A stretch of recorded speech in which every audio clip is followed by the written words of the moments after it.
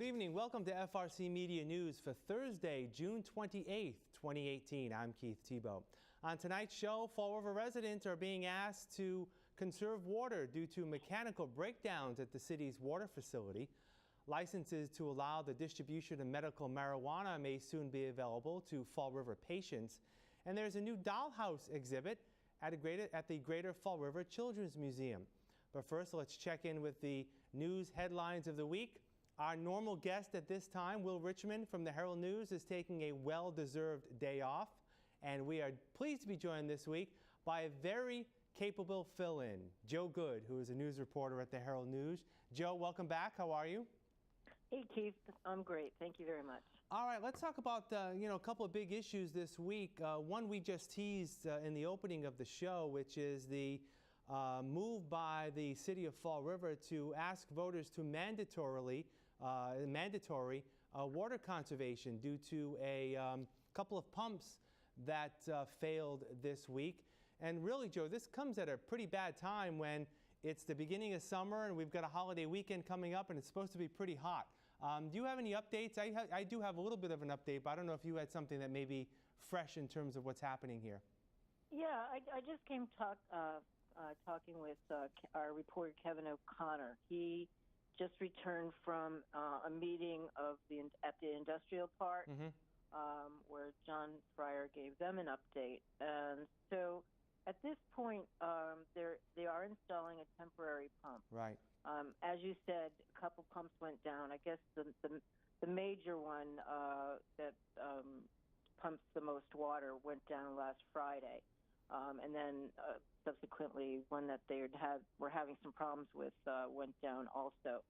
So from what I understand, usually 12 million gallons are pumped daily. And with the conservation, which I guess has been pretty successful, the city's down to 10 million right now. So Kevin told me that the pump should be online by Monday. However, they are going to keep the water conservation measures in place until the other pumps are repaired. Right. So, and you're right, it's supposed to be pretty hot. I will say I was near Lafayette Park last night, and it was opened, and a lot of kids there, a lot of kids splashing around in the pool. So I gather they kept that open for the children. So as of now, they are expecting to have the temporary pump online by Monday, but the water conservation is still in place. So no watering the lawns, filling the pools, etc. Washing cars, that type of thing. Exactly. I had also spoke with someone in the water department earlier, and they mentioned the same thing, but just some other information that I was given is that the pumps that are out for repair, it may take upwards of 6 to 8 weeks to get the parts and then to have those pumps repaired and then reinstalled. They have been removed for the repairs, but we were told that it could be up to 6 to 8 weeks before the pumps are totally repaired. Now, it doesn't mean that the water conservation will be necessarily in place for 6 to 8 weeks. I was told that they're going to look at it on a case-by-case basis.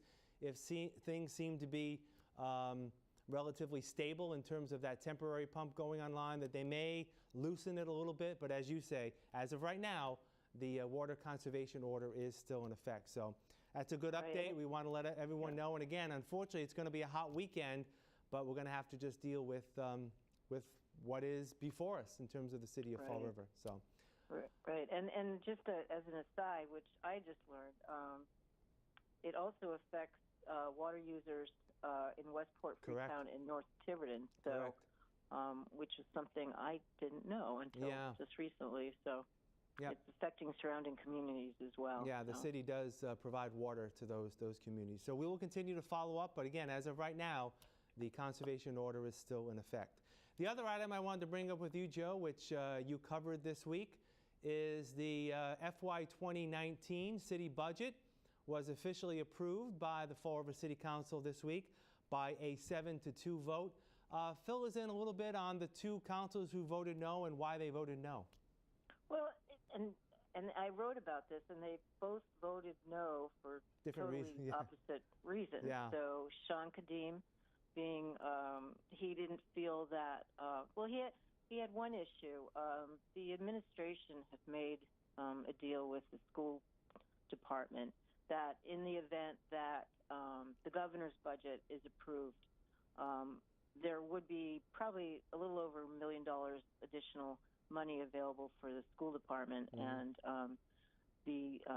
again, the administration and school department agreed to do a 50-50 split, which Councilor Kadim really is opposed to.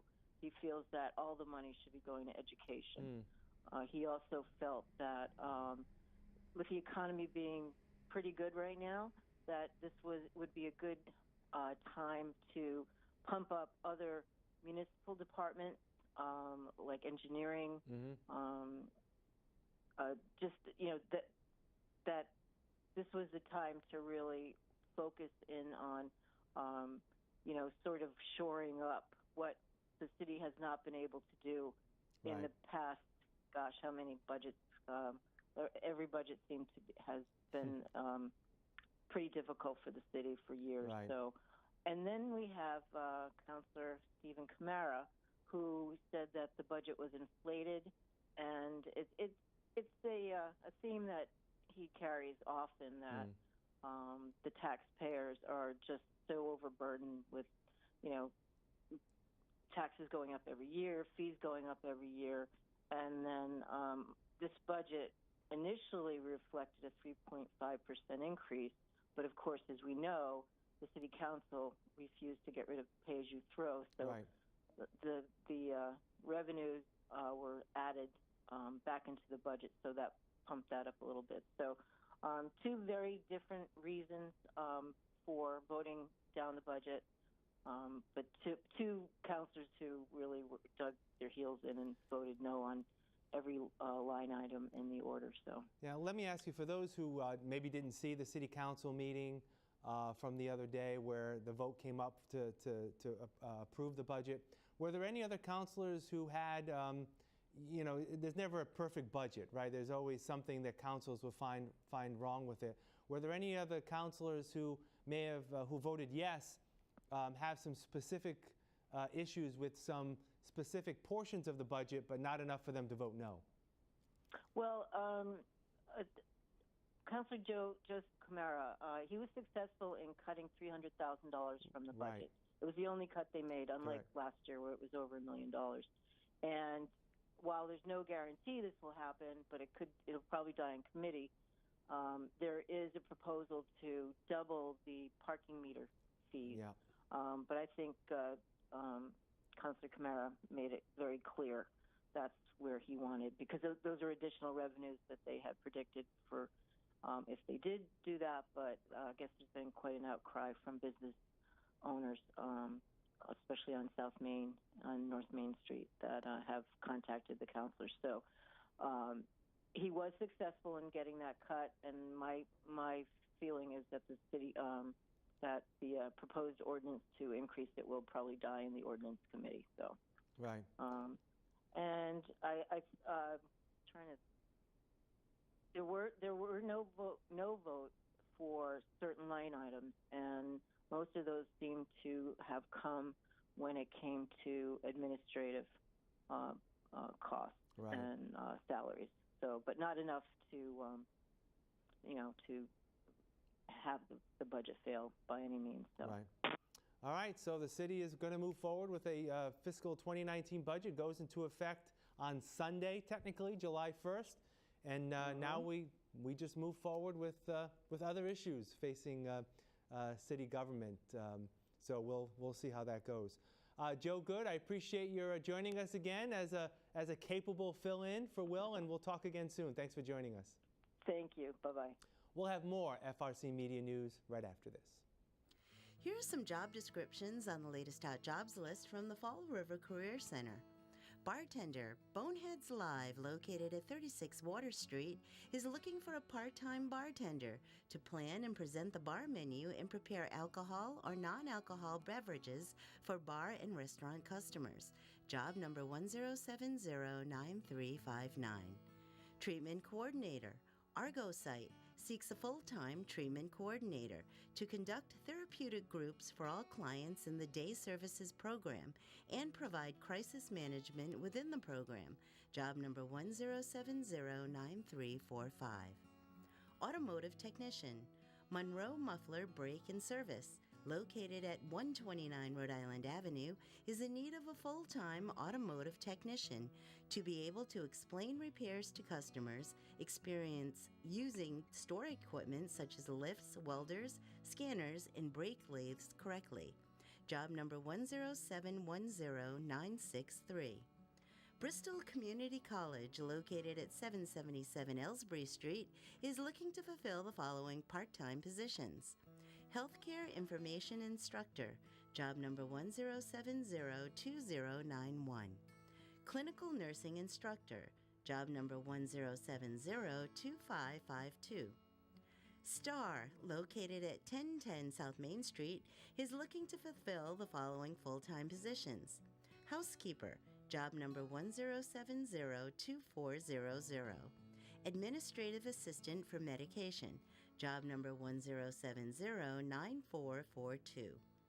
For more information on these or other positions, visit jobquest.detma.org or call the Fall River Career Center at 508-730-5000.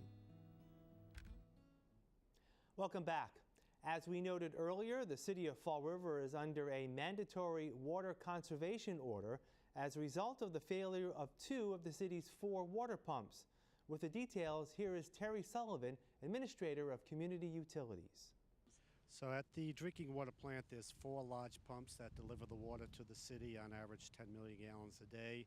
All 4 were slated to be rehabilitated this summer. Actually, we're designing that rehabilitation. However, 2 of them went down earlier, obviously, than anticipated. So it limits our output capacity to exactly 10 million gallons per day, which during the day when there's a high demand, we need a little bit more for the short period. So for the duration of the emergency repairs, we're asking the public to conserve water. Don't water your lawn, don't fill your pool, don't wash your car, minimize water while we're during this period so we have water available for the basic needs of the city and for fire protection. But there's no problem with water quality. It doesn't affect water quality whatsoever. It's our mechanical ability to deliver the volume that we need. We're meeting the minimum, but if there's a fire or a water main break, there's a big demand that we'll have trouble keeping up with. So we're asking the public to conserve. That way it'll keep the water storage tanks fuller in case there's an emergency, so people can use their basic needs, but just think and try to conserve. Don't water your lawn, don't wash your car, minimize wherever possible. Again, also, as we mentioned earlier, the city is looking to complete by the end of the day tomorrow or on Monday the installation of a temporary pump to help improve water capacity. However, a determination has been made that the water conservation order will remain in effect, and that could be an issue with some people, especially with the holiday and a hot few days ahead. Patients who are prescribed medical marijuana may soon be able to purchase their supplies through local distributors now that the legislation is out of the hands of state legislators. Senator Michael Rodrigues, who was a strong opponent of the bill that passed last year, gives us an update. They want to make sure they do it correctly, make sure every I is dotted and every T is crossed. So the first licenses are supposed to be awarded and facilities open by July 1st. I don't know if they're going to meet that deadline to the day, but it's progressing. I'm hearing no major obstacles, except it's complicated. Remember, we're still dealing with a commodity that is illegal federally. It's a cash-only business. There are lots of nuances that traditional businesses don't have to deal with. So, you know, it's moving along. I'm glad it's out of the legislators' hands and is in the regulators' hands. A Veterans Resource Fair was held in Fall River recently. Here's a look back. We're here today in the Government Center atrium with our annual Veterans Resource Fair. We have all veterans benefits providers here today, and It's always a successful event. We have the VA here. We have mortgage companies here for VA mortgages. We have job opportunities through the VA here today. My office is here today. We have the Vietnam Wall Committee here today. The wall will be built here in Fall River. It's an ongoing process. We have a rendition of it behind me right here, and it's being staffed today by Vietnam veterans, and we hope that we get a lot of support from the community for the building of the wall. You can get the resources. If you missed this event, you can call my office at 508-324-2432, and Monday through Friday, or come into 4th Floor Government Center where we have a full staff and we're able to help you with your veterans benefits. One of the services highlighted at the Veterans Resource Fair was the Veterans Association of Bristol County. We are not officially under any authority by the City of Fall River. We do work in a building that's owned by the City of Fall River. It was given to us by Mayor Lambert back in, I believe, the 80s or 90s. This program started in 1987, but it's always been a 501c3 nonprofit, and it gets funded by the Department of Veteran Services out of Boston. So it's a state-funded program, not a city organization. One of the major big services that we provide to veterans are the food pantry, which is something that, and I could put the times and the availability, Monday to Thursday, 8 to 12. We provide a food pantry, and you could qualify for it simply by providing a Form DD-214 or some type of official documentation that you were of your service in the military. We don't discriminate between discharges. If you had an honorable or dishonorable discharge as well, you would still be able to qualify. We also provide assistance with counseling. We provide assistance with clothing. We provide assistance with just benefit counseling as well if you need help with figuring out your benefits. We have a lot of resources. A lot of people are connected with us to make sure that we provide support to veterans in need, such as Veterans Inc., such as the Disabled American Veterans, which actually are in the same building as us down the hall, and just, veteran transitional housing. We have a lot of contacts, so we help out the best we can. We'll have more FRC Media News right after this.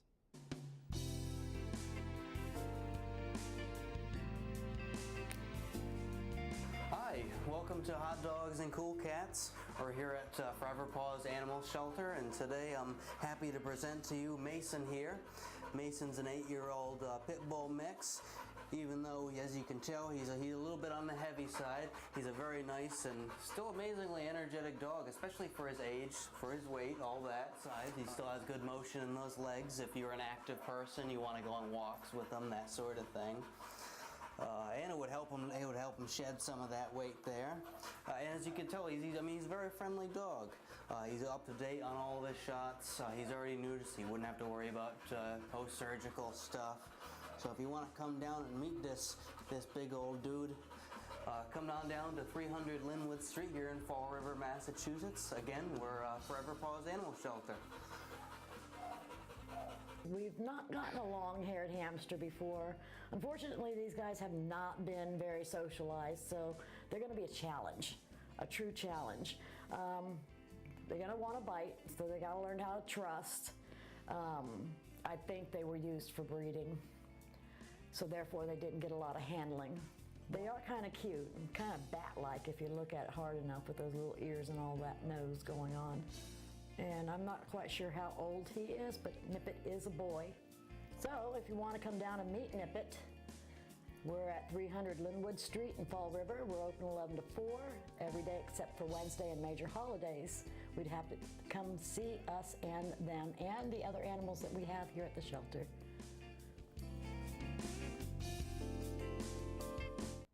Welcome back. There's a new dollhouse exhibit at the Greater Fall River Children's Museum. Here's more. Well, the dollhouses were a project by a local resident from Fall River. Her name was Esther Picard, and she was a nurse by profession, mother of 3, And she started building these dollhouses just from household items and things that would be considered recyclables. And unfortunately, she passed away March of 18. And it had been her hope to come to the Children's Museum and offer her craft and perhaps do a workshop with maybe some older elementary or middle school age kids. And so after her passing, her husband, Ray Picard, came to see me and told me about these dollhouses. And so I agreed to see one. And once we did, we just fell in love with the labor of love that Mrs. Picard put into her work. And also thought what a nice addition it would be to our recycling room and to show families and some of the older kids some of the creative things that could be made from basically a computer box and many household items and things that we, find right around the house or in the recyclable bin. It's just remarkable, and that she could come up with, this whole room in such a small space and not have it look crowded. It's just positioned so well. That'll do it for this edition of FRC Media News. You can watch FRC Media News Thursdays and Fridays at 6 p.m. And of course, view our news online at frcmedianews.org. For all of us here at FRC Media News, I'm Keith Tebow. Have a great Independence Day holiday. We'll see you next Thursday.